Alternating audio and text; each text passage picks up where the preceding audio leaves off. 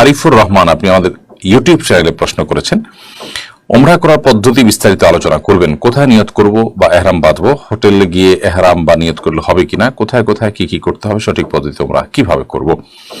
দেখুন, ওমরা এটি 4টি কাজের সমন্বয়। মোট 4টি কাজ আপনি সুচারুরূপে সুন্দররূপে করলে ইনশাআল্লাহ বিদিনিল্লাহ ওমরা সম্পাদিত হয়ে যাবে। তার প্রথমটি হলো এহরাম পরিধান করা, দ্বিতীয়টি হলো তওয়াফ করা, তৃতীয়টি হলো সাই করা এবং চতুর্থটি হলো মাথা মুন্ডন করা পুরুষরা, আর মেয়েরা তাদের চুল ছোট করা।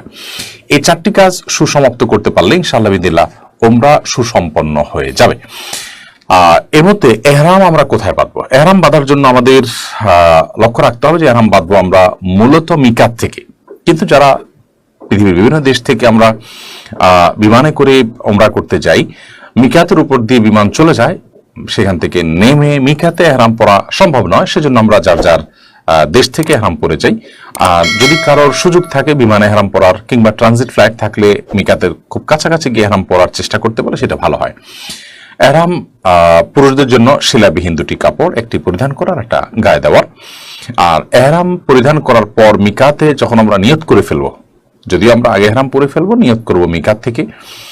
কারণ প্রতিটা ফ্লাইটেই আপনার ওমরাহগামী বা মক্কাগামী যাত্রীদেরকে, ওমরার যাত্রীদেরকে ফ্লাইটে বলা হয়, ঘোষণা দেওয়া হয় যে তারা এখন মিকাত ক্রস করতে যাচ্ছেন, বিদায় যেন নিয়ত করে নেন। অতএব যখন আমরা নিয়ত করে ফেলবো লাব্বাইকা উমরাতান বলে, এর মধ্য দিয়ে ওমরা শুরু হবে। যদিও কাপড় আগে আমরা পরেছি, কিন্তু ওমরা আরম্ভ হবে তখন থেকে এবং বিধিবিধান সবগুলো প্রযোজ্য হবে তখন থেকে। এরপর থেকে আমরা তালবিয়া পড়তে থাকবো, লাব্বাইক আল্লাহুম্মা লাব্বাইক, লাব্বাইক লা শারীকা লাক লাব্বাইক, ইন্নাল হামদা ওয়ান নি'মাতা লাকা ওয়াল মুলক লা শারীকা লাক। এই তালবিয়া পুরুষরা উচ্চস্বরে আর নারীরা নীরবে পড়তে থাকবেন। এর পাশাপাশি এহরাম পরার পর থেকে নিয়ে এহরামে নিষিদ্ধ কাজগুলো আর করা যাবে না। সেটি হলো কোনো প্রাণীকেও হত্যা করতে পারবো না এহরাম যারা পরিধান করেছেন বা এহরামে নিয়ত যারা করেছেন তারা। সেই সাথে শরীরের কোনো পশম, চুল, নখ ইত্যাদি কাটা যাবে না এবং সুগন্ধি আমরা মাখবো না, গায়ে মাখবো না। সেই সাথে আমাদের সুগন্ধি আমরা কেউ মানে এরপর থেকে এহরাম ওমরা পারফর্ম করে শেষ করার আগ পর্যন্ত কেউ কোথাও আমরা সুগন্ধি ব্যবহার করব না। সেই সাথে আপনার এহরামের নিষিদ্ধ যে সমস্ত বিষয় আছে, যেমন মিকাতের এরিয়াতে কোনো প্রাণী হত্যা করা, এগুলো থেকে বিরত থাকতে হবে। এই কাজগুলো আমরা করব না। মাথা ঢাকবো না পুরুষরা এবং সেই সাথে সেলাই বিশিষ্ট কোনো পোশাক আশাক আমরা পরিধান করবো না, সেটা আন্ডারওয়্যার হোক কিংবা গেঞ্জি হোক ইত্যাদি। তাহলে এহরাম পরে তালবিয়া পাঠ করতে শুরু থাকা এবং এহরামের নিষিদ্ধ বিষয়গুলো থেকে বেঁচে থাকা, এর মধ্য দিয়ে আমাদের ওমরা শুরু হলো। এরপর আমরা যখন মক্কায় চলে যাব, হোটেলে গিয়ে রেস্ট করে অথবা যখন সুবিধা হয় তখন আমরা গিয়ে প্রথমে তওয়াফ করব। তওয়াফের প্রত্যেকটা চক্করে আলাদা কোনো দোয়া নাই। বিসমিল্লাহ আল্লাহু আকবার বলে হাজর আসদ পাথরকে হাতের বামে রেখে আমরা হাত দিয়ে ইশারা দিয়ে বিসমিল্লাহ আল্লাহু আকবার বলে তওয়াফ শুরু করব। বাইতুল্লাহর চতুর্পাশে একবার ঘুরে আসলাম, একটা চক্কর হলো। এভাবে 7টা চক্কর আমরা দেওয়ার পর আমাদের তওয়াফ শেষ হবে। এই তওয়াফের সময় দোয়া কবুল হয়, নিজে মনের যে কোনো ভালো আকাঙ্ক্ষাগুলোকে আল্লাহ সুবহানাহু ওয়া তাআলার কাছে নিবেদন করার খুব দারুণ একটি সময় এটি।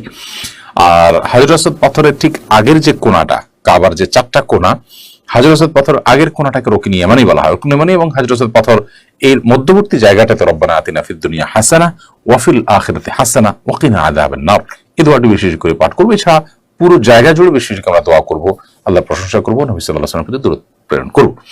তাহলে এহরাম হলো এবং তওয়াফ হয়ে গেল। এবং এই তওয়াফে, অর্থাৎ প্রথম যে তওয়াফটা আমরা করছি ওমরার যে তওয়াফ, সেই তওয়াফটাতে পুরুষরা তারা এহরামের কাপড়টা ডান কাঁধের নিচে দিয়ে, অর্থাৎ বগলের নিচ দিয়ে বাম কাঁধের উপর আমরা রেখে এই ডান কাঁধটা খালি রাখবো এবং তওয়াফ শেষে আবার কাঁধটা আমরা ঢেকে দিব। তওয়াফের মধ্যে নামাজের সময় হলে তখন আমরা ঢেকে ফেলবো। আর এই পুরো সময় জুড়ে আমরা যখন তওয়াফ করতে থাকবো, প্রথম 4টি চক্করে সম্ভব হলে একটু জোরে জোরে হাঁটবো পুরুষরা, পরের চক্করগুলোতে স্বাভাবিক হাঁটবো। আর মেয়েরা এ সমস্ত অবস্থায় স্বাভাবিকই থাকবেন। মেয়েরা এহরামের কাপড়ের মধ্যে তাদের স্বাভাবিক পোশাকে পরবেন, অতিরিক্ত সাজসজ্জা ইত্যাদি থেকে বিরত থাকবেন এবং যথাসম্ভব তারাও নীরবে তালবিয়া পাঠ করতে থাকবেন। আর তাদের মুখমণ্ডল তারা পরপুরুষের দৃষ্টিতে আসবে এরকম আশঙ্কা তৈরি হলে তখন তারা ঢেকে ফেলবেন, আর অন্য সাধারণ অবস্থায় তারা খোলা রাখবেন।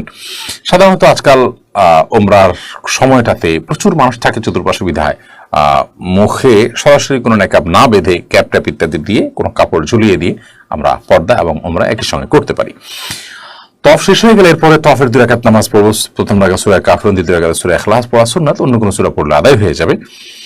এর পাশাপাশি জমজম পানি পান করা, জমজম পানি একটু শরীরে মাখানো, মাথায় দেওয়া, মুখে দেওয়া, এবং সেই সাথে আপনার হাজরে আসওয়াদ পাথর এবং বাইতুল্লাহর যে দরজা, এই দুটা মধ্যবর্তী জায়গা, যেটাকে হাতিমে কাবা বলা হয়, যেটাকে আপনার আপনার কি বলে এটাকে দোয়া কবুলের গুরুত্বপূর্ণ একটা জায়গা, মিজাবে রহমত, সেখানে আমরা হাত রেখে দোয়া করতে পারি যদি সুযোগ হয়। কিন্তু অনেক ভিড় থাকে আজকাল, সেটা সম্ভব হয় না। হাজরে আসওয়াদ পাথর চুমা দিতে গিয়ে কাউকে কষ্ট দেওয়ারও কোনো সুযোগ নেই। যাই হোক, তওয়াফ শেষ হওয়ার পর আপনাকে সাইনবোর্ড ইন্ডিকেট করবে যে এদিকে সাই টু মাসা লেখা থাকবে। সেখানে গিয়ে আপনি সাফা পাহাড়ের উপর দাঁড়িয়ে প্রথম কিবলামুখী হয়ে লা ইলাহা ইল্লাল্লাহু ওয়াহদাহু লা শারীকা লাহু লাহুল মুলকু ওয়া লাহুল হামদু ওয়া আলা কুল্লি শাইইন কাদির পড়বেন।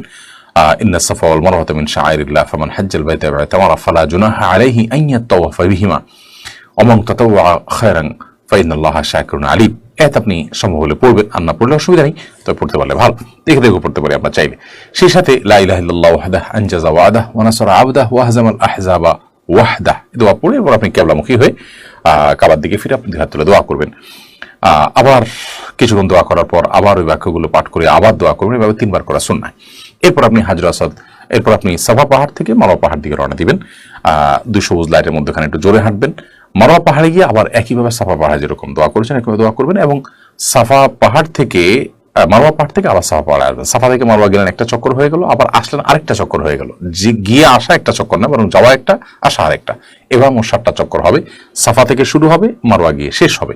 চক্কর চলাকালীন সময় আপনি জিকির আজকার তাসবিহ তাহলিল পড়তে পারেন, আল্লাহর কুদরত নিয়ে চিন্তা ভাবনা করতে পারেন, মক্কার ইতিহাস নিয়ে চিন্তা ভাবনা করতে পারেন, সেই সাথে জমজমের পানি এবং এই সাফা মারওয়া যে আল্লাহর নিদর্শন, সেগুলো নিয়ে চিন্তা ভাবনা করতে পারেন।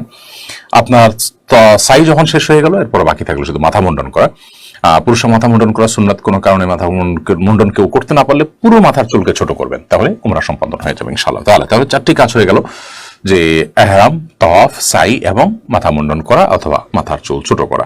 মেয়েরা চুল ছোট করলেই হবে, 1 বা 2 ইঞ্চি তার চুলের আগা থেকে কেটে ফেলতে হয়ে যাবে ইনশাআল্লাহ বিদিনা। এভাবে আমাদের উমরা সম্পূর্ণ হয়ে যাবে। বাকি সময়টা আমরা হারামে ইবাদতবন্দি করবো এবং মদিনা যাওয়ার তৌফিক হলে মদিনা যাওয়া ইবাদতবন্দি করবো ইনশাআল্লাহ তাআলা। তাহলে পুরো উমরার বিবরণটা কিন্তু আমরা সংক্ষেপে হলেও দেওয়ার চেষ্টা করেছি।